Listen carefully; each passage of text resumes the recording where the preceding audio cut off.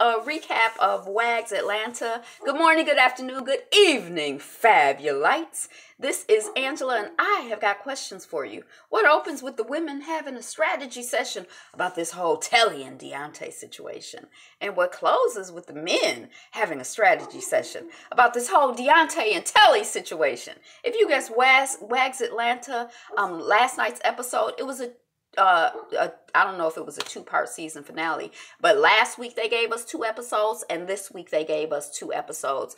And Funky Dineva says that that's because in the network is like, we tired of this show. It's not doing what we wanted it to do, and we moving on, so we about to dump these episodes because they already been recorded. But I like WAGS Atlanta. But anyway, thank you for clicking on the video and sticking around to see how we get from opening to close. I said I'm Angela. The channel is Be Fabulous You. We're working on 1,000. We're working on 1,000. We're working on 1,000 subscribers. 1,000 subscribers, baby. Are you a subscriber? Yeah. You not? Oh, well, go on and subscribe. We'll wait. Did you subscribe? Thank you. I appreciate it. All right.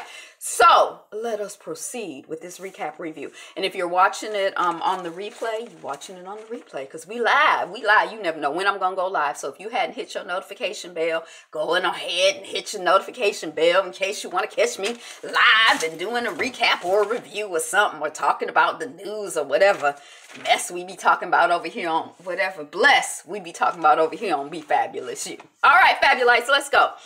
We have Nisha and Telly arriving at Keisha's. How are you feeling pregnancy-wise? The ladies are asking Telly.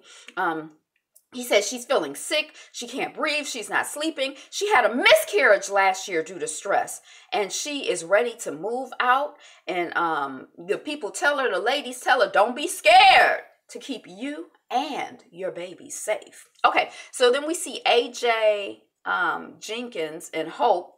Who these people are meeting up. When I was like getting prepared for the show, I'm like, it's a lot of people on here. But one person who's the wrestler said when she was surprised when she got such a quick invitation to join the show, I believe, and that they were willing to work around her schedule, so she didn't have to, I guess they just, kind of threw a bunch of people out there to see who would stick. And actually, WAGS Atlanta and WAGS Miami, I like both of the sets of women.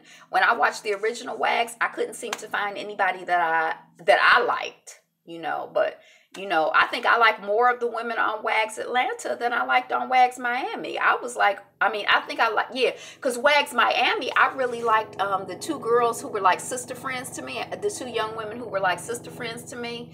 Dang, I can't think of their name. One of them was dating a man who had the same name as her at the end of the last episode. And then the other one had just gotten engaged and married, and she was like a army reservist, and she had been dealing with this man, and I don't know, her parents were not happy about her being a single unwed mother, but they finally got it together. But I know her parents were like, they did not look like the kind of people who who raised their daughter to be, I can't even remember the children's names, but I like them. But on this show, it seemed like it's more people that I like. Okay, so we have, I don't know what that notification was. So we have AJ, Jenkins, and Hope meeting up with Ariel. Hope feels like AJ, she really likes AJ. She feels like he may be the one. So she wants Ariel to kind of vet him and see what she thinks. It's a double date. It's 2 dark-skinned bearded guys with 2 long, straight-haired, light-skinned blonde women. I was like, this is interesting. We could, and Hope is like, well, what do you think? And Ariel was like, so far so good, but guard your heart. Take it slow. So you will not get hurt again, because she know her girl Hope has a tendency to just fall hard. That's the impression that we get. And keep your chastity belt on. And I was kind of like, oh, I didn't even know Ariel. You got the impression earlier we did that Ariel may not have a chastity belt or know what a chastity belt is. So I was kind of like, okay, we'll learn something new. And the Hope is like, yeah, he respects me and my values. I mean, he's fiending, you know, but he respects me. So that we're encouraged to hear that. We see Kaylin and Kiera at a restaurant, and Key is like, I drove 4 hours one way and 4 hours back for a dance competition with the girls. And Kayla is like, is Ariel still dancing? And Kiera is like, she quit. I legit haven't danced for real for a long time, in like 2 years. And then we're at the boxing ring. We see Deontay boxing. I knew somebody on the show was a boxer, but I didn't realize it was Deontay. And the two Beards are meeting up, the two original Beards. That's CJ and Deontay. And CJ and Telly's guy, Deontay. Oh, okay, Deontay. Okay, so CJ, he said he got a checkup exam, and they test for everything. And he never saw this side of the sport. I guess he played football. And he just thought about the fun and, you know, I guess being a sports star. And he wishes that he could go back maybe and do some things differently. But Keisha has been there for him through the highs and the lows. Okay, so we're hearing a little different side of the story in these 2 episodes. We see Keisha and Kiera with Telly, and they're looking at condos. And Telly is like, she is over dealing with the same thing. I heard someplace yesterday in the gossip streets that Deontay has a wife down south. He a country boy. He got a country wife. And that this girl done stole the man, trying to steal the man from his wife. And that's why I couldn't, you know, that's what was going on. I don't know if it's true or not, but that's what I heard. I shouldn't be spreading gossip, should I? I take it back. Okay. So nothing, she says, nothing will change unless I change. And I 100% co-sign on that. She says, I don't want to co-parent and be a single mom. And Keisha is like, you know, sometimes you got to strap up your boots and do what you need to do. And then both of the women are like, we support you, Telly, wherever you are and whatever you want to do. If you in the big house, if you in the penthouse, thank you for the like. I appreciate it. Whatever, we support you, Telly. We support you. And then we're at Keisha's lounge, at Keisha's house, and Kiera comes by. Welcome into the chat. And they're doing a little bit of cabbage cooking. If you want to give me a like, I love a like. I love a like, baby. I love it. Somebody says, so Keisha is saying, you know, I really want to take care of CJ because we're going through this retirement, and he's had concussions and other injuries, and he'll be forgetting things, and she's concerned about dementia and other things. And, you know, I guess over the past few years, there's been a lot of talk about these football players and boxers. Whenever somebody, because Muhammad Ali,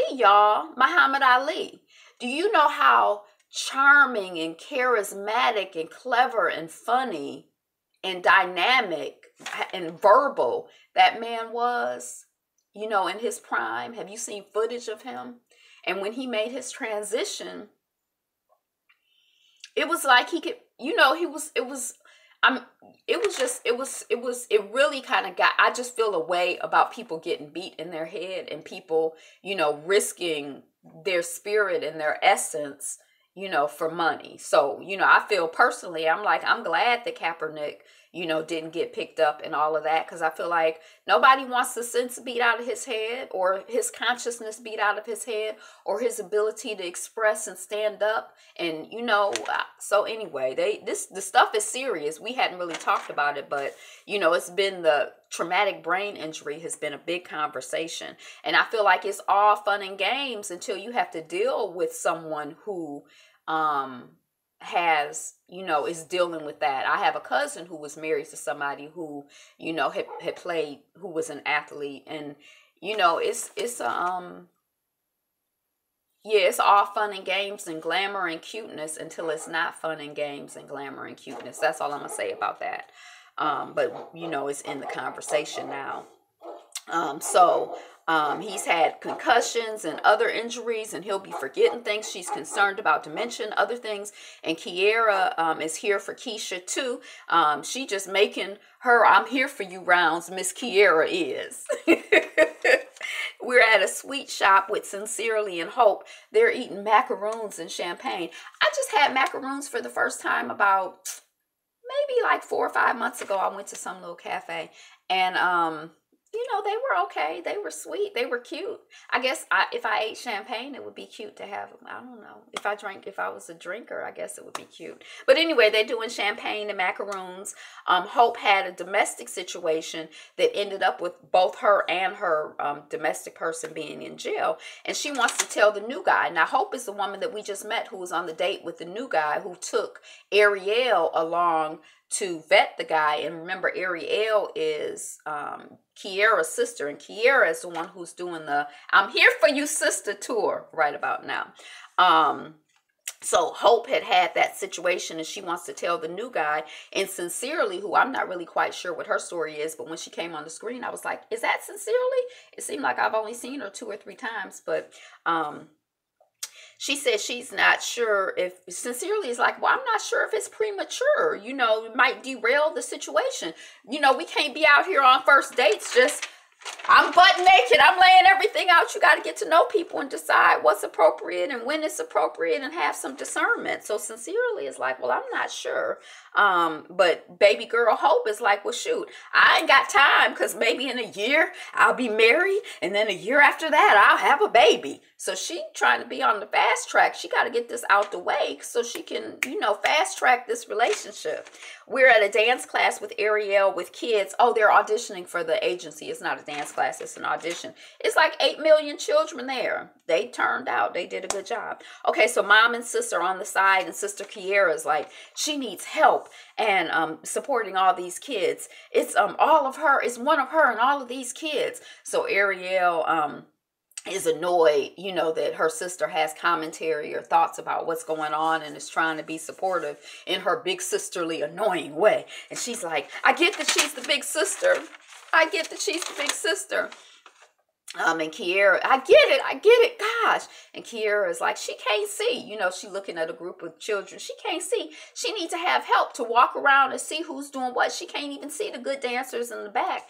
And then Kaylin is one of the judges. There are about 3 or 4 judges there evaluating the children. And Kaylin is like, I am super impressed. You have so many kids. And Ariel is like, well, my mom and my sister don't believe in me. And Kaylin is like, comes over and hugs baby girl Ariel, and she's like, you know, oh no, Kiera comes over and hugs her baby sister, and she's like, girl, I did take notes on my phone in case there were some kids that you weren't able to see. Still trying to be helpful in her big sisterly way that her little sister interprets one way. She might not mean it that way. We see Telly with Dr. Simone, and she's there earlier than she is supposed to be. She is concerned, Miss Telly, about her health and her baby's health. And Dr. Simone is like, okay, well, let's check the health. Let's check the baby. Okay, the heartbeat is here. So what has you so stressed, Miss Lady? And Telly is like, I've been arguing with Deontay more than before. This is the time when I lost the baby before. And Dr. Simone is like, that is not good unless you want to move. You know, it's not good for you to be talking about moving, looking at apartments, unless you want to move. And Dr. Simone knows from experience, because they had the North House and the South House. When she bought the North House, she knew that she was ready to move to the North House. That's what I think she was saying to us, y'all. That's what I think she was saying. But it is true. I don't really believe in, like, threats. I'm going to kill you. I'm going to shoot you. I'm going to beat you. I'm like, you know, if I'm going to do something, I'm going to just try to keep it in my head and then just be like, boom. Or, you know, I don't want to give you no warning, no heads up, nothing. Okay, so she's like, it's not good, you know, unless you want to do that. Are you getting outside pressure from your mom or from your girls?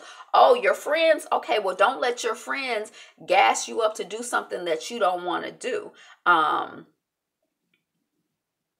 Everybody is dealing with something, and your girlfriends will be like, girl, I wouldn't deal with that. And they dealing with something else. So don't let them gas you up and get you kicked out of the big house, mama. And she said, Dr. Simone said, my advice is to do more thinking and more praying. And I feel like thinking and praying is always appropriate. So we love that advice. Keisha is with CJ and a doctor, CTE, I don't know what that means, but a couple doctors. And we found out that he had a lot of injuries to his head as a player. He played through, there were times when he got injured on the court and he played through because, especially in football, the culture is like, you're supposed to be tough. You're supposed to play through. You're not supposed to get hurt. You could be bleeding and you like, no, coach, I'm not hurt. Let me play. Let me in the game. That shows, yes, Massa, I'sa keep a working, Massa. I'sa not going to stop. I's here. Like that shows you care more about than you. But see, they don't care more about you than the game. When you get injured and you can't play no more, they just have somebody else in the game go on. And you done gave your heart, soul, body, mind, spirit, everything. And you got a couple dollars. I'm not saying, or you got a couple $1 million, but a couple $1 million, a couple $1 billion does not pay you for having dementia. I mean, because that's just my thoughts on it, He says that's the game. His girlfriend, Keisha, says that he forgets conversations and that it's been getting worse. He likes to be in the dark more and more. And I was like, oh. And Keisha reports this, who has been with him. She's been with him the second half of his career. He played about 12 years. She's been with him about 5 years. So she's seen it. It's breaking Keisha's heart. And I'm like, yeah, it's sad. I don't know if it's breaking my heart, but it was really, this was like really like, it's like, it's real. It was real to me. I was just like, ooh, they dealing with real stuff. The doctors say that they can rejuvenate the brain cells. I'm like, I had no idea that there was this type of treatment out there. So this was really, I'm glad they put it out there. Although I feel like just don't play football and don't be boxing. Don't be getting your head banging up against your brain and your skull and all of that. Just don't do that. That's Dr. Angela's advice for what it's worth. Keisha is talking, we are sick and we want to see if this can help us. I thought that was really interesting to hear that we and us talk as she was talking. The doctors say that they have seen dramatic improvement.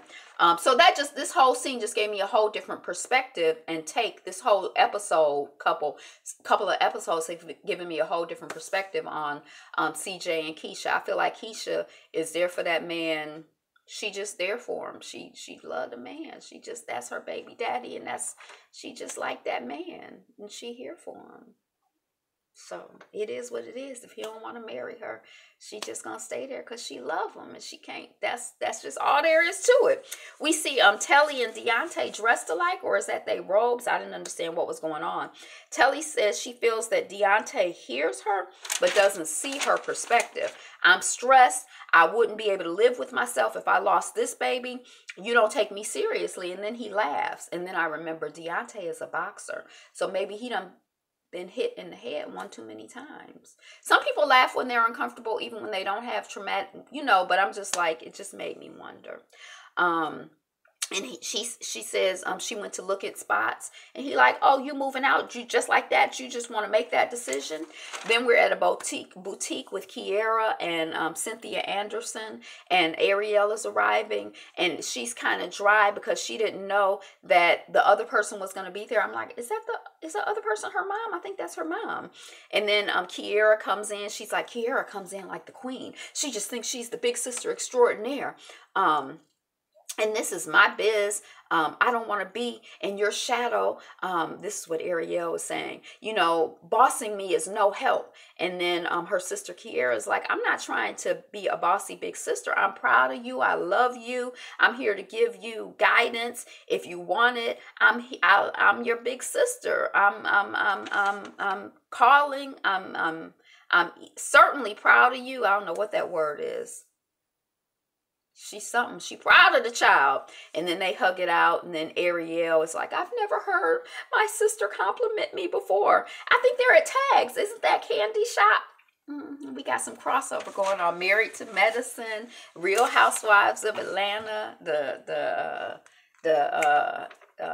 were the group that Candy was in? They had a TV show too. Okay, so Hope, we see Hope with her boyfriend at the park. Remember, Hope is the one we just met her, right? I just met her. And she says, 5 years ago, I was in an argument with my boyfriend. He hit me. A friend heard, and she called the police. There was a law in that area that if there was no witness, then both get booked.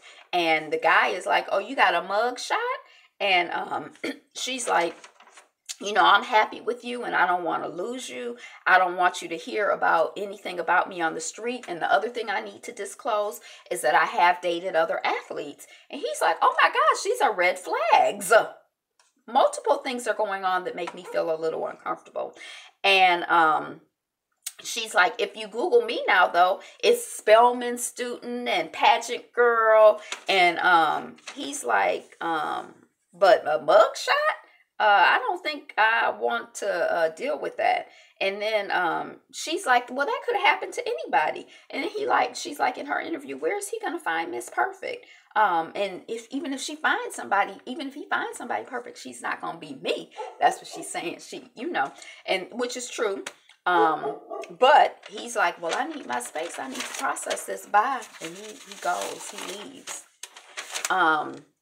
So then we see CJ in a physical therapy type situation, and Keisha is there, and she's like, let's get healed. She's being the cheerleader. And as he goes into the machine, Keisha is like, I love you, buddy. And this is huge for us. We don't have to wait for problems. She's saying in her interview, this is important. When he comes out, I'm so proud of you. This is more important than us getting married. I want to be here. I want you to be here and be whole and healthy. For me and Callie. Callie is a baby. We see cars rolling up on CJ's place. Deontay and Andre are there. And CJ is telling them about the doctor and, what's going on with his health. And Andre is like, yeah, I've been hit like 5 times. I've been concussed. So you got us here, Deontay. What's up? And then Deontay is like, she's pressuring me. If you're new in the room, go ahead and drop a like. We finishing up this episode of WAGS. There's a whole nother hour that came after it, but I'm gonna do that in another video after I do notes on the news feed. Andre is like, she's pressuring me. She talking about moving out. I love her. And Andre is like, well, you looking for the right time. There's never a right time. Thank you for the like. There's never a right time. You make it right, better with her than without her if you love her. And Deontay is like, I'm scared of getting hurt. I've been hurt before. Women think we strong, but we can't take being hurt. I'm afraid I'm going to get hurt. I can't take it. We dish out all of this mess and confusion, but we can't take this mess and confusion. So what if I get hurt? And Andre is like, you're going to let the past dictate your future, man. You got to go with the future. And then CJ is like, but she got to make you comfortable. And Deontay is like, I hate being pressured. She's poking at me. And Andre is like, oh, you think it's a bluff? And Deontay is like, yeah. But it's working. And that was the end of that episode. Thank you for being here, liking, comment, sharing, subscribing. Hit that notifications bell. You never know when I'm going live. So if you want to catch me live, then, hit that notifications bell. And also when videos go up, if you're not on the notification squad, you don't know. But that's all I got for this episode. Thank you for being here, for being you, for being fabulous you. Today is the best day ever. So go on out and make it the best day ever by doing what? By being you and being fabulous and being fabulous you. Be you. Be fabulous. Be fabulous you.